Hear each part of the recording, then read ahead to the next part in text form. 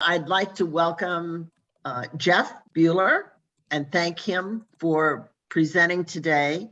Jeff is the leader of the Neighborhood Preservation Program, and he and I have been communicating for a bunch of years.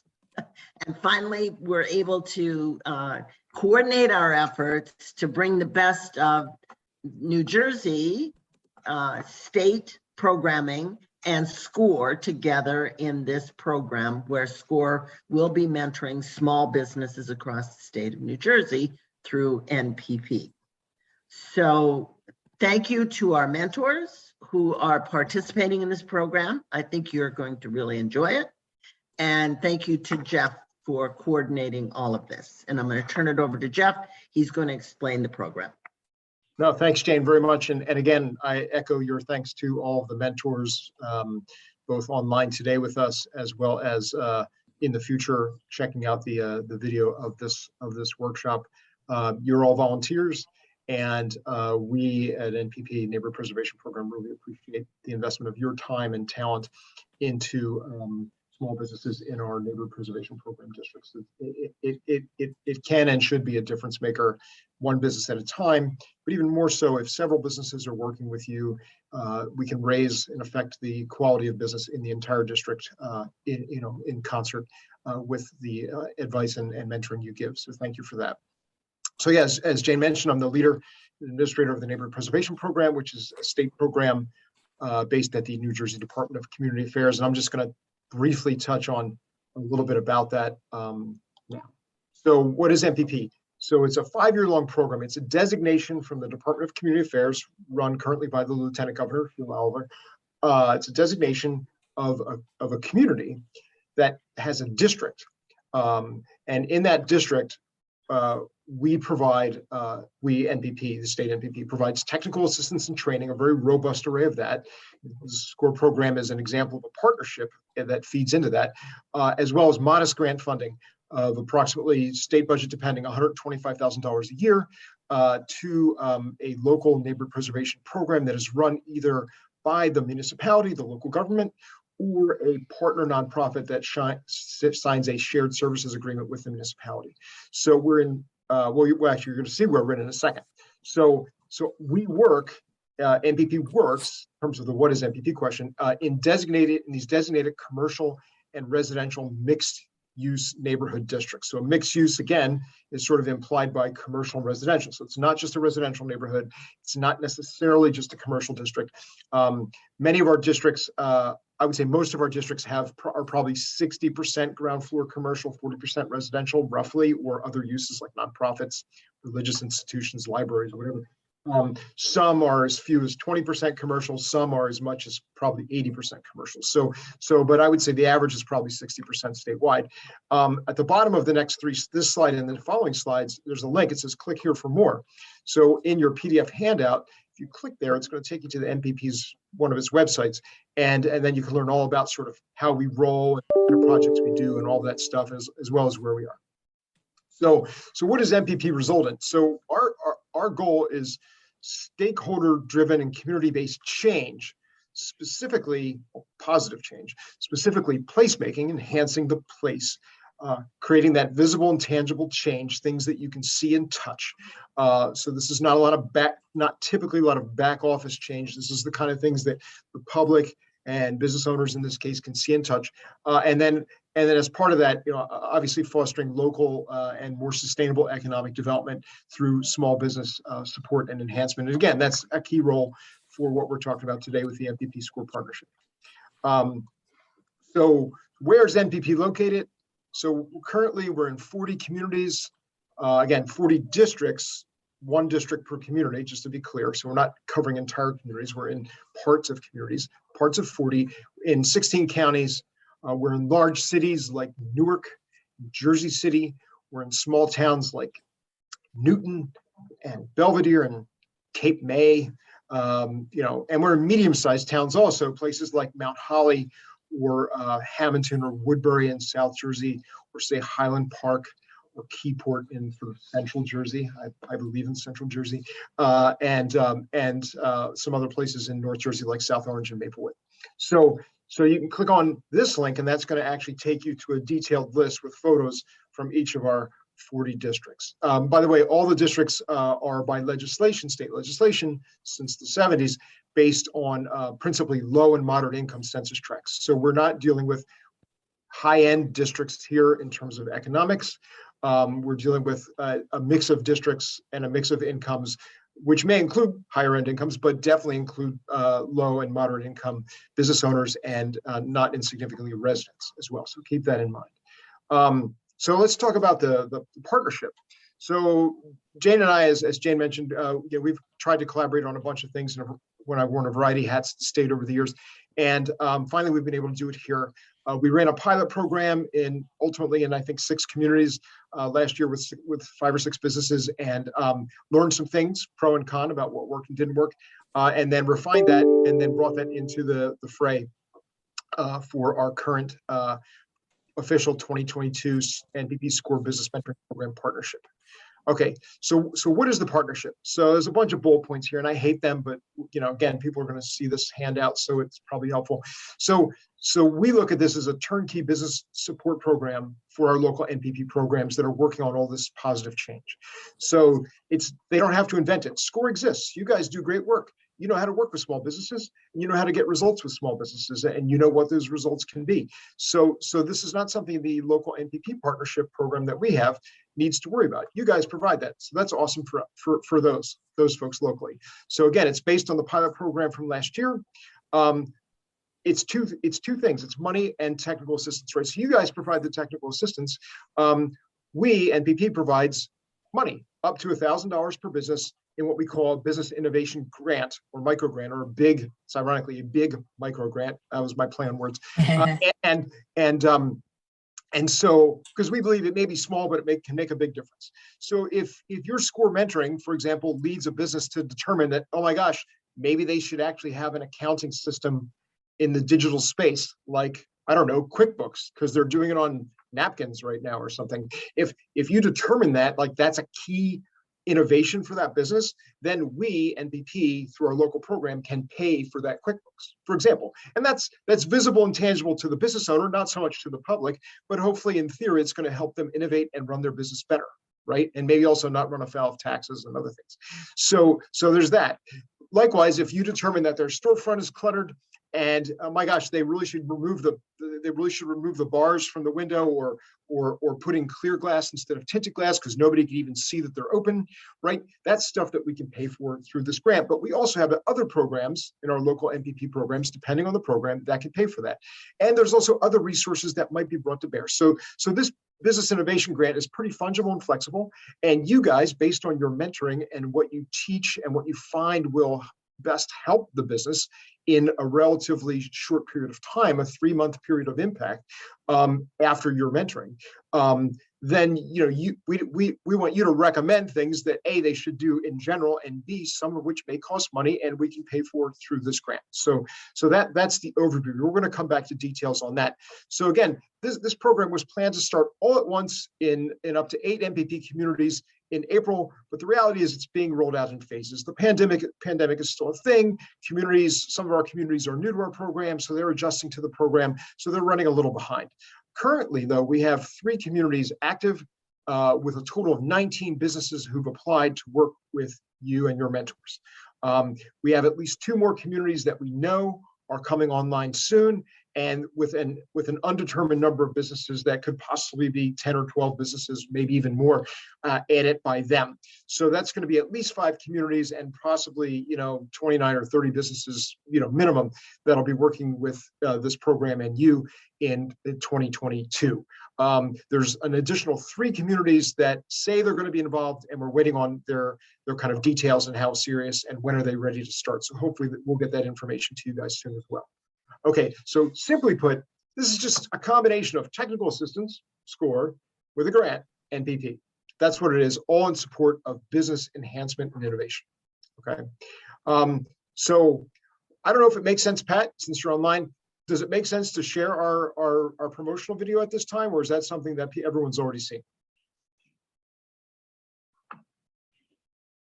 I'd like you to share it. Yeah, Well, you could play it later if you like. I mean, basically, I do an intro, and then what we hear from is basically the community. And if you guys want to hear it, that's fine. Yeah. I'm good with that. yeah. Why don't we just play it? It's pretty tightly edited, right? So, and it gives you a break from my voice as well. All right, so I'm gonna play this now, and here's Pat introing the partnership program. Hi, I'm Pat Saporito, and I'm co-chair of the Northeast New Jersey chapter of SCORE, as well as a certified SCORE mentor.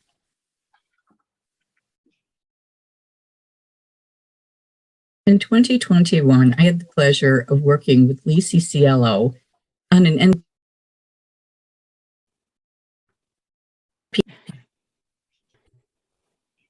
Lisi is the owner of Cielo's Floral Design and had been in business for over 10 years. She managed to hang on through the pandemic by pivoting. However, she really wanted to grow her business, and she applied for the NPP grant to do so. You know, Pat, I apologize. I realize this is the unedited version of the video. Yeah, I'm hearing it's a little choppy, right? Yeah, But that's no, okay. I apologize because the final video is great now, and I think you guys can share that out via Google to everybody. And I'm sorry, I should have ran through the video first to check. I just assumed it was the correct one, and obviously, you know, That's all right. If for our purposes right now, you can just continue to play it if you like, Jeff, and we'll have the edited version, whatever you like. Yeah, okay, that's great. So I'll just hit play again. Thank you. Another SCORE mentor and I, Gulhan Bizel, who is a professor of marketing at St. Peter's University, worked with Lisi to review her current marketing and sales efforts, her pricing, etc., and to develop a specific plan for growth.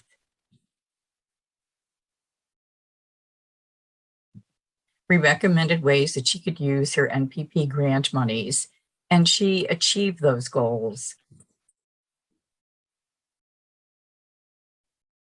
Some of the ways she used those monies were to join a regional chamber of commerce, as well as to develop various marketing plans and efforts and to relaunch her website. The key to her success was her enthusiasm and engagement, as well as the excellent working relationship between SCORE and her NPP project advisor, Joe Buga of the city of Passaic. Joe helped us understand Lisi's background, her history, the environment, the local environment that she was working in as well. I encourage you to review her website, including a clip of a visit that she received from Governor Phil Murphy at her business in Passaic, as well as a telephone interview that she'd had with him. She was a delight and a pleasure to work with. And I look forward to working on another NPP project in 2022. You know, I think this is just my part of it, actually, Jeff. I actually uploaded the final video, which Jane sent to me. So for our people's perspective, you guys, I sent you, if I haven't, I will send you, or I sent it to you, but you may not have noticed it, a link to the folder in the share drive. It has the video in it, which isn't just about me. It's also Joe Bugay talking about the project, and also Lisi Cielo herself talking about it and what she achieved. So, so anyway, you guys can listen to that later. Okay. Yeah, thanks, Pat. And again, I apologize for uploading the only this version of the video. And certainly, Jane, I would imagine that we would share that video link with out to everybody, you know, when you push this out. But yeah, thank you, Pat, for doing that here as well. So what's the workflow, right? So the business mentoring applications are, so NPP has these SCORE business mentoring applications that everyone has to fill out. When I say everyone, the business owners, perhaps with the assistance of the local coordinators of our program. Okay, they're being accepted on a rolling basis because we realized that just having a single deadline was not going to work the way the flow was. So then they send those applications in. We send them up to Jane, who then distributes them to the appropriate chapter, SCORE chapter, as she, or individuals as she determines, and then once accepted by you guys, then we know that the businesses have to go online to fill out the online SCORE mentor form, right? Or we And feel in some cases, John, let me just please. interrupt, Jeff. We've been submitting them for them on their Oh, behalf. Oh, Okay. that's fantastic. So Yeah. so that's a great concierge service that that I'm sure they appreciate you providing as well. I just know it has to be documented online, and if obviously if the chapters are willing to do that for the businesses, that's fantastic. So however it gets done, it gets done. Then you're But, and I just want to interrupt you. The main thing is to make sure that those people that you're mentoring, the businesses that you're mentoring, get logged in to engage so that your chapter gets credit for the mentoring. That's however that happens. That's a great point. So then speaking of the mentoring, after that's done, you all as mentors, again, thank you for providing that service, kick off your mentoring sessions over approximately a 3-month period, I believe is what we agreed on. And then you do your mentoring, just like you would mentor any other business. The difference being, in this case, that that micro grant, the big micro grant we talked about earlier, after the successful mentoring, then the application would be made. So if that's at the 6-week mark or the 8-week mark or the 12-week mark is less material to us if you as the mentors judge that they're ready to take that leap, apply for that grant, and then implement whatever that is. Okay, so with that, that's inherently flexible because again, and you're going to see this, 3 people have to sign off on that application: the business owner, the NPP coordinator locally, and the SCORE mentor.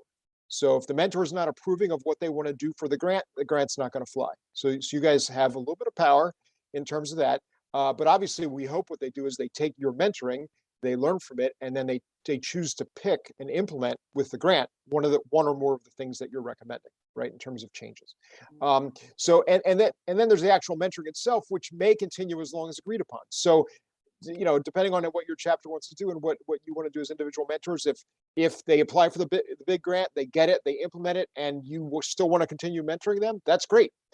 Again, that's up to you guys, and we don't want to put a limit on that, but I know Jane and I had discussed the 3 months as kind of being sort of the baseline as a rule. So what does the coordinator do? And that's the local NPP staff person who's either part of a municipality or part of a nonprofit. Okay, so it's either or. So they triage, they make the match, they engage in support. So they identify the businesses and kind of triage what they think are the best businesses to work in this program. So we kind of hopefully filter out people who are non-starters to increase the odds of business success and mentoring success. They help the businesses with their application form, with the SCORE Online form if necessary, unless obviously you guys do it, and then with the big micro grant form as applicable. They either do that for them or with the business owner, and again, sign off on that form if they agree. And they just provide support in general. In some cases, some of our programs are leveraging additional support above the $1,000, so that a business might even get like a $2,000 grant because they're using other non-NPP resources.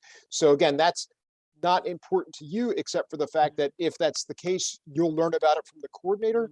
And that may impact the kinds of projects they could take on from a financial standpoint that you might recommend. So what's the business's role? So they have to buy in and be active. Now, this is, I imagine, true for all of the mentoring that you do outside of the NPP world. So they have to commit to a minimum of 3 months meetings with their SCORE mentor, knowing that the meetings are going to be either online or phone or in person. It's going to depend on a variety of factors. They got to follow through with their meeting dates and any assignments that come from the mentors. Again, I don't know exactly how you guys do it, but whatever you require them to do, they need to do. They need to commit to that. And then we make sure that they know that if they have questions, they should ask you, the mentors, or if not you, the coordinator, if they need some coordinator intervention regarding any questions in this process. And then ultimately, they can and are allowed to apply for a business innovation grant pending the successful mentoring. So then what does SCORE mentor do? Well, you guys match mentor and mentor. So you find the right mentors for the right businesses and their needs. You work with the businesses, you contact them, you figure out, how to help them. You do SCORE. You do what you do just like normal, except for, in this context of the partnership. And then I know one of the other things that Jane talked about earlier, which I didn't realize is that sometimes you bring in other experts that through your networks to help them maybe with a specific problem or opportunity that maybe you as an individual mentor may not know, or you might bring in another mentor who's great at a certain thing, and for just one session to help them with a certain thing. So that's really an awesome added value thing. And then ultimately, as I said before, you sign off on the big micro grant after the successful mentoring. Okay, so our role, I say herd the cats as a cat owner. I don't know if anyone else owns cats, but it's definitely herding cats. So we helped the local program creator update their implementation plans. Well, it says you on there, but it's the local program for NPP to include this program and the microgrants if they haven't already done so. We work with SCORE New Jersey, principally through Jane, on overall oversight and ongoing feedback or any issues. We try to triage and address them in real time. And then we obviously provide support and guidance to our NPP coordinators in this process. And we know some really get this and some are new and don't really get it. So there's a range of assistance that we're going to be providing to them just to try to smooth the glide path for your SCORE mentors.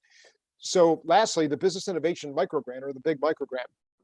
So again, we're providing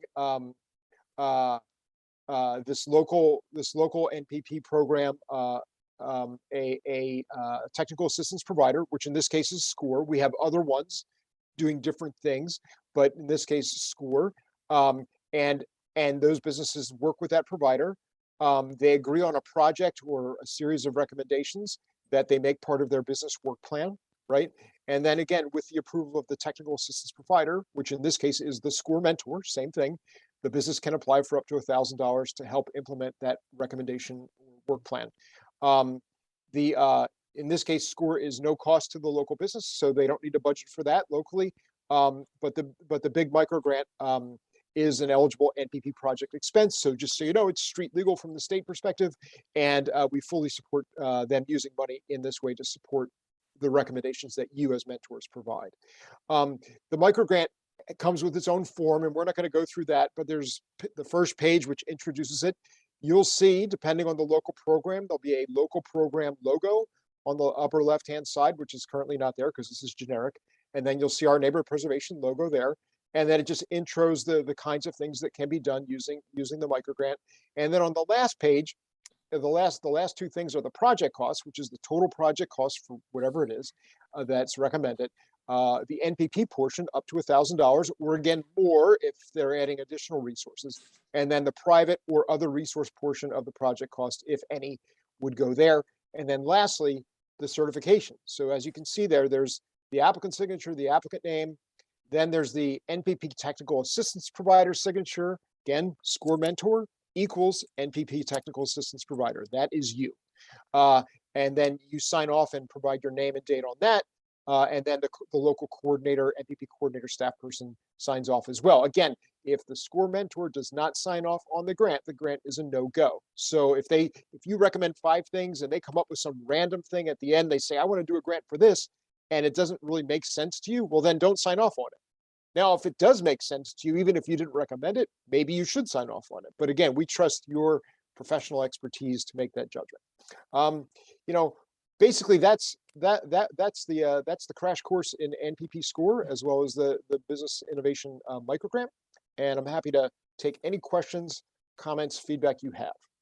And the grant application gets sent to the community coordinator. That's great. That's correct. All local NPP coordinators that are participating in this program should have, and I know they have, but things get lost even digitally. They should certainly have the application as you see it here, and it's like 5-page version. And they should know what to do with it because we've already trained them in that. However, from time to time, we may need to retrain people in terms of what their role is with the application. But yeah, there's no question. You guys as mentors do not supply the application. That comes through the coordinator. Your role is to check it, make sure it makes sense, and sign off it if you think if this is a good project. And I just have one question. So how we worked it, I'll just share last year. And Jane, I don't know if you did one of these, if you could share your experience as well. But we actually came up with the budget. We came up with the recommendations and the budget. And I think I don't know if they attached it to the grant or not, but that's how it went through. There is another part to this, was that at some point after the grant was awarded, what we needed to do was go back and document what kind of results they got from using the grant. So Jeff, I don't know how you want to comment on that and how that's done. Is that again, the community coordinator reached out to us. So I presume they did the submission.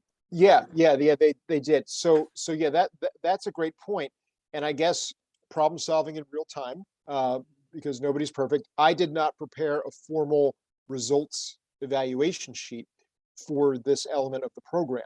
Now, Pat and all assembled, if you believe that it would be helpful to have an official NPP results kind of format, we can certainly provide that. Or Pat, if you want to leverage the format that was used in the example that you cited, we're happy to have you do that. I'm open-minded to whether it needs to be a formal form or not. From my perspective, I don't stand on a lot of formality, but if some structure would be helpful, we can certainly create that, in dialogue with you guys. I think it would be better to create it because you're going to, last year we had 5 projects. This year you've got 22, and Jane, you'll probably get in the midst of this. If I were you, I would want it. So, yeah.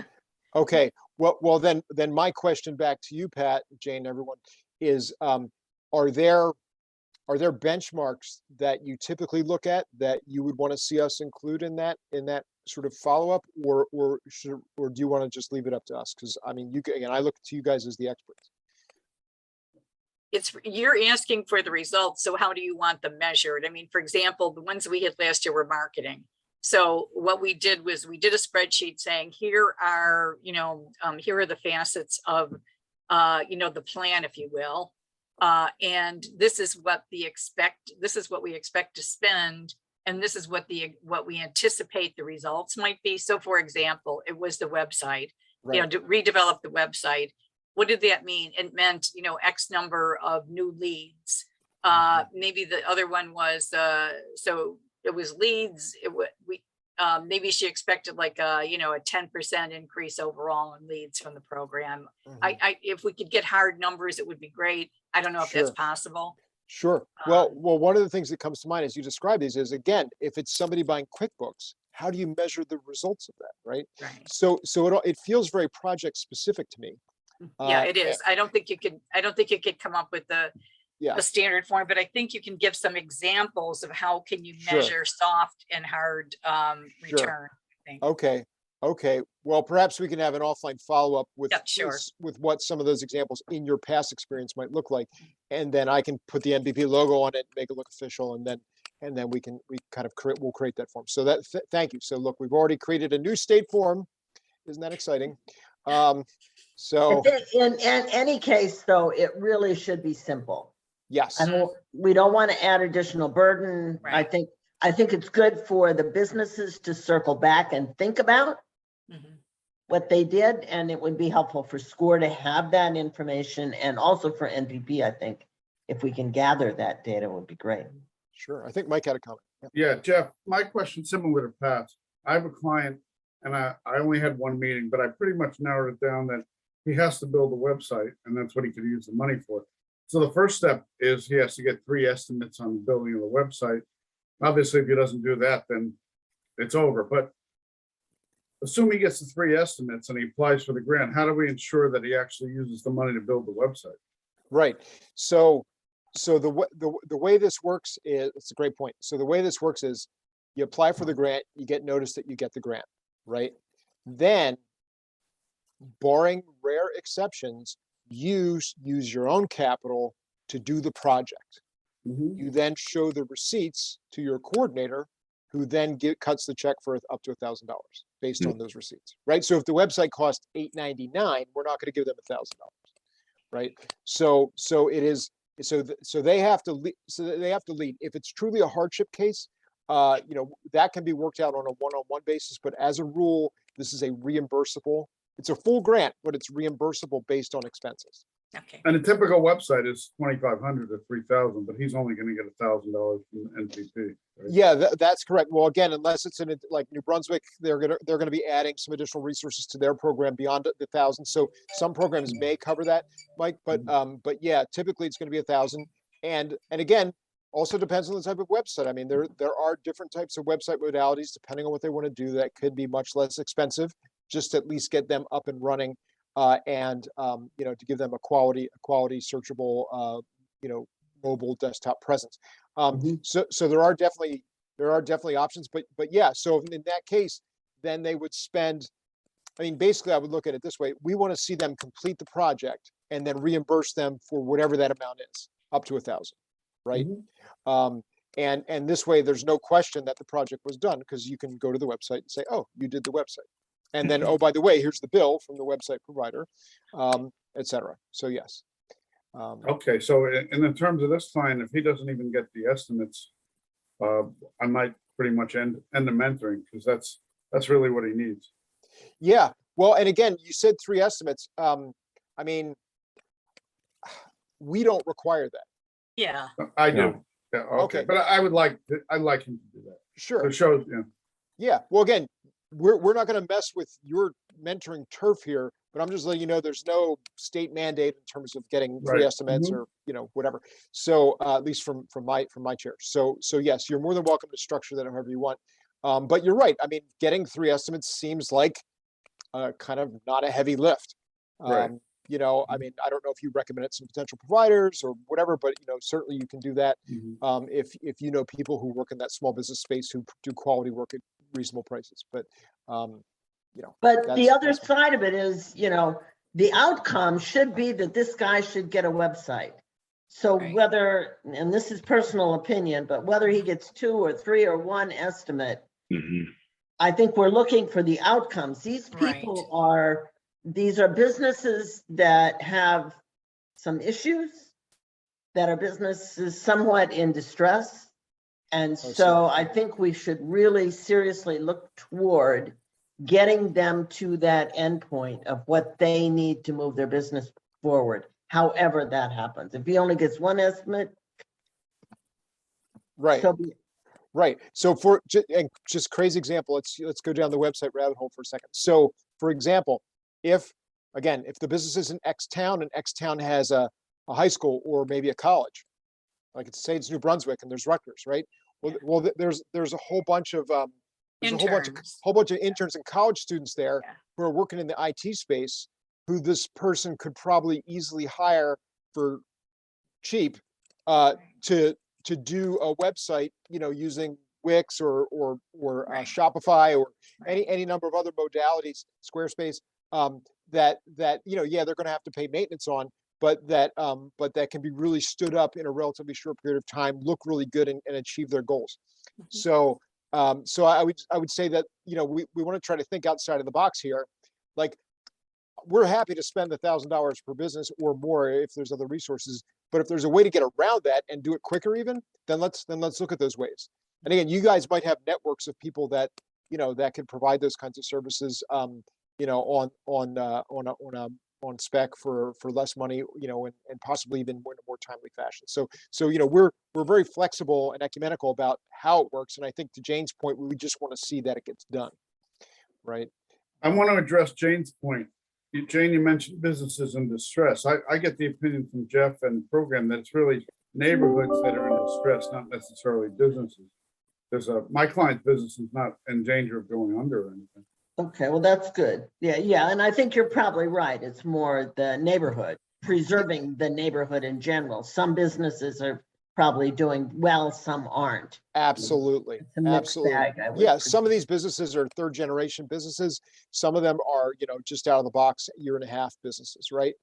Some of which are well capitalized, just happen to be in a challenged district, or the district became challenged over time and the business stayed, right? But they're still successful. They're a destination business. Some are new businesses that are completely like experimental and just like they sold their house and they bought this thing and like they're at high risk. So yeah. So there's a whole range of experiences, and Mike and Jane, I think you're right. I think you can tailor up or tailor down sort of your thresholds depending on that situation.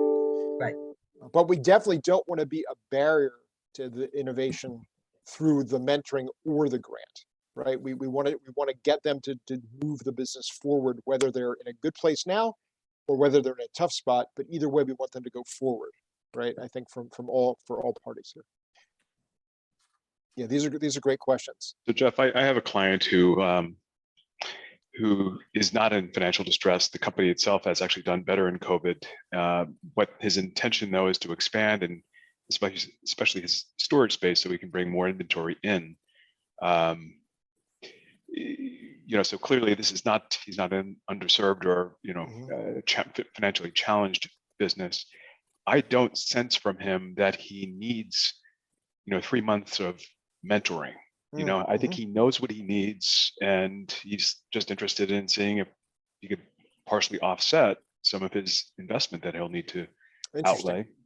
So, that would be my question. So he needs to commit to 3 months of mentoring, albeit he may not really need it, so to speak. Well, does he need help, period? I didn't get the sense that he does. I mean, I think he's interested in the program, figures he has nothing to lose but to apply, but I don't think he's necessarily, he's been operating this business for years, so I don't think he's looking for mentoring per se. Well, Maybe he's looking more for confirmation than for information, and someone just to bounce the ideas off and confirm that what he's doing is the best thing to do, which is valid. Yeah, but that's fine, and I can gladly set up, monthly touch bases for 30 minutes or whatever, just to catch up on and see how he's progressing. But in, I think in certain cases, maybe they don't really need the traditional mentoring that our SCORE clients look for. Yeah. Well, so there's 2 points to that. One is that just may be the reality, that they don't. 2 is I don't want you guys to feel like you're wasting your time or just sort of like showing up for 30 minutes just to like prove a point. So in my mind, like I would trust SCORE's professional evaluation of the situation. And if it's a kind of thing where, you can just say to the person, look, do you pretty much know what you need and when and where and how you're going to do it? And if they say, yeah, and I could use a grant to help me get that done, right, through this program, then, like I said, I don't want you to burn through your time for something that ultimately is just going to be like checking off a box, like, right? So I think the 3-month baseline is there to kind of provide some structure to it. But I think we can be flexible based on your understanding of the facts on the ground. I like the idea of having a 3-month period because you don't know necessarily what might percolate up if you give it a little bit of time, right? Yeah. And just because you've solved one problem or you kind of know Doesn't the mean there aren't solution, others. doesn't mean there aren't others or opportunities, right? So I guess so I'm torn, right? On one hand, I'm saying, yeah, you could cut it short and just launch forward with the big grant. On the other hand, I'm thinking, well, what if we gave it a little bit of space? I think it's almost a case by case basis, knowing that 3 months is sort of the general goal based on, broad SCORE experience. Right. And maybe this is an appropriate discussion for this call, but Jane, it gets down to qualification, frankly, of the client. Yes, and the 3-month, we put the 3-month rule in primarily to emphasize that if the business committed to this program, that we expected them to actually meet with their mentor and follow through with things. So it was really more for people who were a little maybe lukewarm or unsure and may not follow through with it. The people that are committed and going to follow through with it, that mentoring should last as long or as short as needed. Right. Look, for example, I'm still mentoring Lisi CLO. Okay. It's been over a year. Awesome. I talk to her once a month and she's continuing to grow the business, so, it's fine. It's now evolved into just a normal SCORE relationship and SCORE mentor, Fantastic. client. Fantastic. And again, that's like an ideal outcome, right? In other words, if you want to mentor Lisi and Lisi wants to be mentored, then that's a win-win. Yeah. So, but again, and I'm sorry, this is John. John, yeah. Yeah, it says Pat again. There's so many Pats. I know. So John, so I think in your case, I think you should use your professional expertise and discretion, and sort of gut instinct in terms of, okay, is this a person who may or may not have other things that we could handle, during this period of time, or if not, and if it's really just a straight shot, then I don't think we should just belabor something to belabor it. So that said, so I guess the bottom line is, if you do that and then it frees up your time to mentor another business, that's not necessarily a bad thing. Right. Right. So, you know, and if the person's going to follow through, do the project, expand their storage, and therefore have a better business, that's ultimately the result that we're looking for. Mhm. You know, some clients are going to be, you're going to be dragging them kicking and screaming, right? And then this person, in this case, it's like they're dragging you kicking and screaming. So there's going to be a range, I think, Sure. of things. Okay. No, it's a great question. I did not anticipate such a out of the box, ready to go kind of scenario. So that's surprising to me, and you know, that's probably the rare case, I'm guessing, Mm. statewide. I think Yep. that's probably the exception, not the rule. Other questions and comments, things that we haven't thought about, I haven't thought about, you know, the things that we should address. I know we're gonna do some kind of like follow-up form. We talked about that. We'll collaborate on that. My only suggestion, and I'm not sure if it applies to you, is that the SCORE chapter that the business is in is better served if they mentor that person than, for example, my client is outside of Camden, and I do a better job mentoring in this case if I saw him in person, but I'm not actually willing to drive 100 miles. So if it's up to you, it's probably better if the chapters match the location. I'll defer Well- to Jane on that. Yep. Yeah, but the problem is that most of the NPP communities this time around are down south. Mhm. And we have very low coverage down there. Only Ocean, and they're a small chapter and they can't. So they're going to take what they can, but the rest of us will have to just pick it up. Ideally, yes, you're absolutely right. Yeah, and I'll just comment on that too, because we looked at the communities, you know, Lisi was from, I believe, Passaic, but Patterson, Hackensack, Hawthorne, and I'm sure I'm missing one, are all in the program. Those are all in our, you know, our territories. But as you said, Jane, there were no applications this year, which is really bizarre, actually. So. Yeah. So, you know, in an ideal world, we'd have all 40 communities scattered all about the state, coming in with 3 or 4 businesses each, and then it would distribute, you know, accordingly. Again, because this is not a mandatory program, they self-select, and it just so happens that the self-selection gave us initially 9, now 8 communities. Possibly it was going to lose 1 more from South Jersey, but yet we have communities with more businesses, fewer communities with more businesses. So in some way, and we do let them know that this is at its core, it's an online relationship, online phone relationship with potential for face-to-face only. We emphasize that face-to-face is potential. We appreciate that all the mentors are doing this, and yeah, we don't think it's fair for you to have to drive, 100-mile round trip to visit the business, unless you choose to. And then obviously we're not going to restrict that, but I think we've set the expectations that it's kind of an online thing. And the upside of the pandemic is that I think a lot of people are more comfortable working in that environment. I know it's not the same, it's never the same, and it's not like being in the store. So there is a challenge. One thing that SCORE could do is say, if we have a long distance relationship, let's call it what it is, if you could say, hey, listen, can you do a 2-minute video, like starting from outside your store, and like show me the building, show me the storefront, and like walk through your business for 2 minutes, and like give me a sense of things, right? Like that, maybe they could just do a 2-minute video. I mean, everyone's got a phone. They could just do a 2-minute video, and they could send you that. And then maybe at least that gives you kind of an anchor to kind of relate to the business, particularly if they don't have a website with photos and Facebook and all the other stuff, right? It's just an idea, and maybe for a future generation, Jane, of this, maybe we actually require that. Yeah. To provide some more flexibility, because again, like you said, there's not a lot of mentor power in the south of Jersey. It's more in central and north Jersey. So maybe we make it mandatory that they actually provide that as part of the application. So I don't know. We're inventing this as we go in some ways, but it's a great point, Mike. And obviously nothing replaces the face-to-face. But I think we'll try to find ways to approximate that if possible. And the mayors of these towns know about the NPP? Oh yeah, no.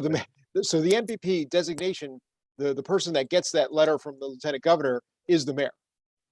And the grant, the person who ultimately signs off on the grant is the mayor. I mean, the grant, the overall grant for NPP, not these smaller things. So yeah, and again, I would say 2/3 of our programs are run directly through the municipalities. So not by the mayor, but by a coordinator who's on staff who ultimately reports to the mayor. So yeah, no, the mayors are all plugged in. And we have a blog about this program on our NPP website. I've promoted it up the chain, in my weekly reports on a regular basis. I always include like, okay, we're at 3 towns and 19 businesses. And whenever that changes, I include that information. I send it up to the lieutenant governor. So I mean, some people along the way are seeing this. And I think once we actually have, whatever number of towns we end up with in 2022, when they're up and running and when we have, I don't know, 25, 30 businesses, whatever it ends up being, then we're going to create another PR push about this, which then SCORE, I think, would want to send out, to the SCORE network. And then I will send up to our Office of Public Information, which can then hopefully turn that into a press release, which the lieutenant governor will get a nice quote in and say about how this public-private partnership with this volunteer SCORE organization is fantastic. And we're working in these towns with this number of businesses, and maybe get a quote from a business owner, so we're going to get there to like an additional sort of a second PR push on this. But I think we need some facts on the ground to happen before we can probably position that, I think. Yeah, So, I didn't tell you, Jeff, but it was interesting. We had a chapter chair meeting a week or so ago, and the executive director of the SCORE national organization was at our meeting, and she cited this program. Oh. And she used it as an example when she was testifying before Congress, really? as an example of how SCORE impacts the local communities. So yeah, it got pretty high. Well, so quick aside, if that is documented in any way, either like as like a readout or like a video clip, I would love to get a hold of that and send that upstairs. Because that's gonna catch some attention. So that's just sidebar for overall marketing of our partnership. But yeah, yeah, I'll shoot her an email. yeah. And also, by the way, when these things really kick off fully, and it sounds like they're kicking off in some places, we're going to remind our local coordinators that they need to do local PR about this, right? So they need to do their own little press release saying, hey, this SCORE NPP partnership started, and we're working with, Joe's Pizza and, Jane's clothing store and whatever, so like they need to do that. And so if what I'm hearing from you guys is you're already up and running in some of these places, then like I need to talk to that coordinator or have my team talk to that coordinator to make sure they're doing local PR about this, right? So we want to do PR on the front end of this to sort of say, hey, it's happening. And then when we have results, to the point of, the results that Pat talked about, then we want to highlight those results. So we want SCORE to get credit all along the way in this spectrum. So yeah, so that's something I will, I'm going to make it a point after this conversation today to reach out to my team to make sure they reach out to our locals about this. Jeff, this was very helpful. Appreciate your time. I got to jump to another call, but yeah, thank you, John. Very Okay. thorough. Great. Bye-bye. Thanks, John. Thank you. Thanks, Mike. Okay, I think we're good, Jeff. This was good. Okay, good.